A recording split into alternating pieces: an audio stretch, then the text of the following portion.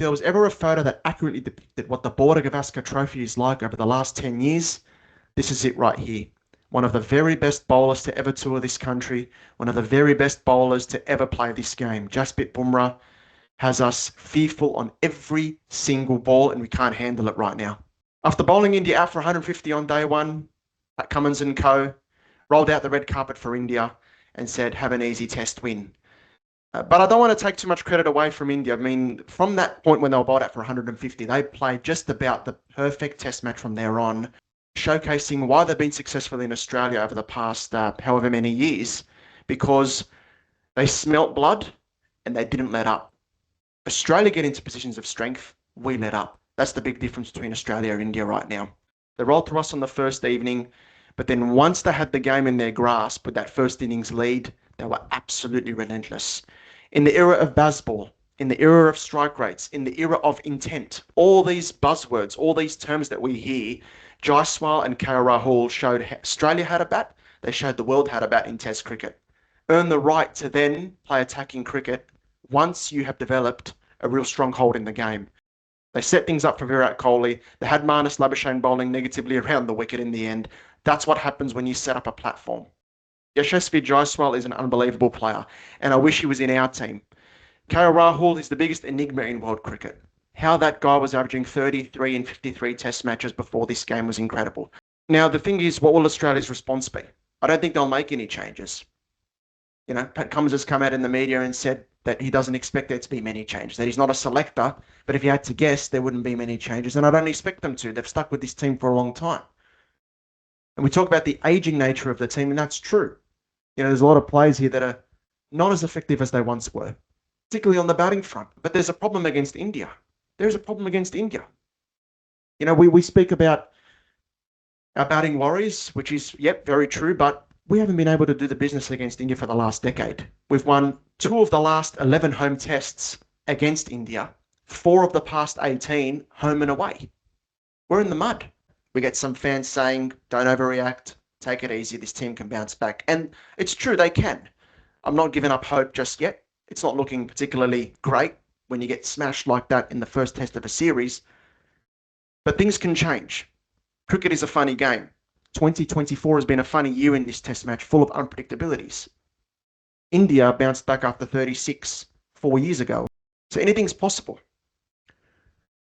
But you look at Australia's problems, it's not just one test when it comes to batting. Last year's 3-0 win against Pakistan was the most unconvincing 3-0 win you'll see.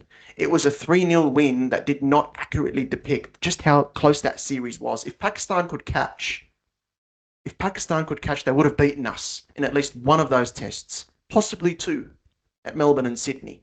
West Indies beat us here in Australia. They drew a series 1-1. And then in New Zealand, Alex Carey, Mitch Marsh and Pat Cummins saved us in a run chase that was looking terrible.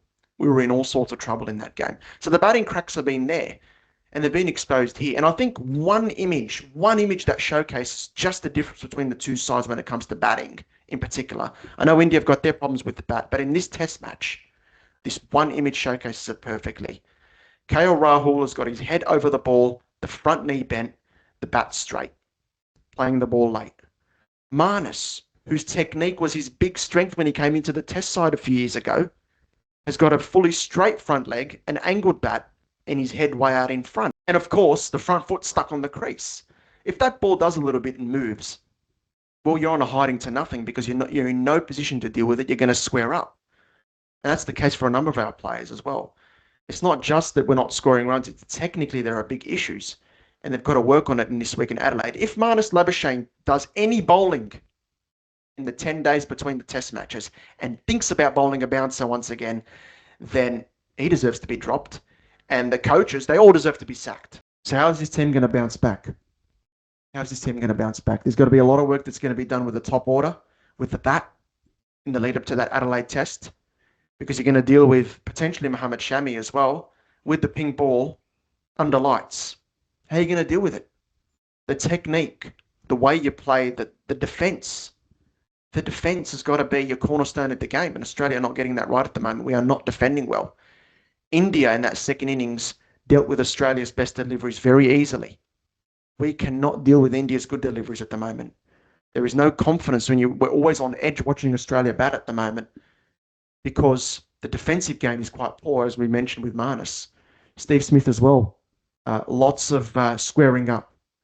I know he changed his approach in the second innings, but still, lots of squaring up and good bats.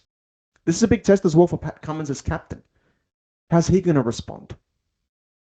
Because the criticism of him has been that when the things are going well, things look good, no problem. But when Australia are on the back foot, does he have the tactics? Does he have the confidence to try some plan Bs and Cs to try to get us out of the mess?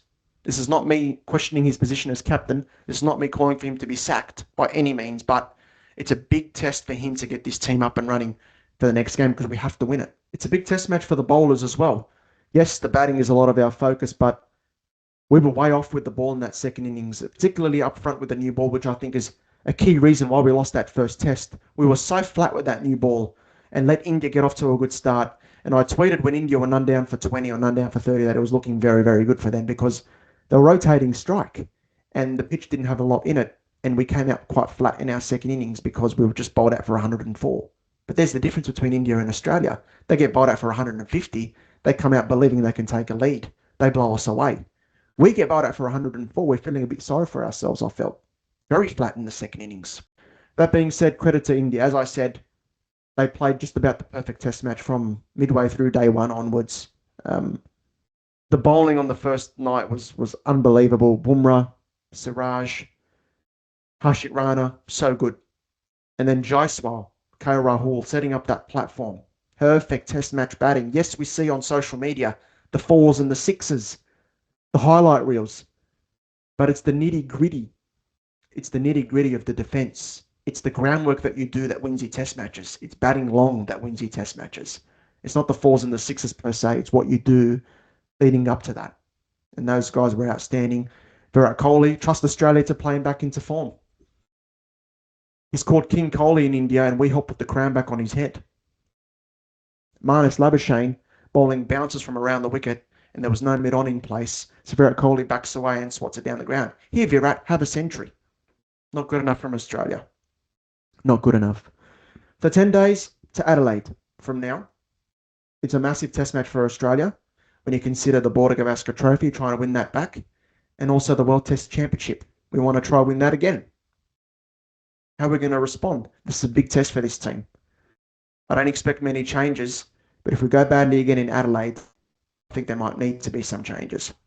We'll see what happens. Congratulations to India. I hope Australia can bounce back.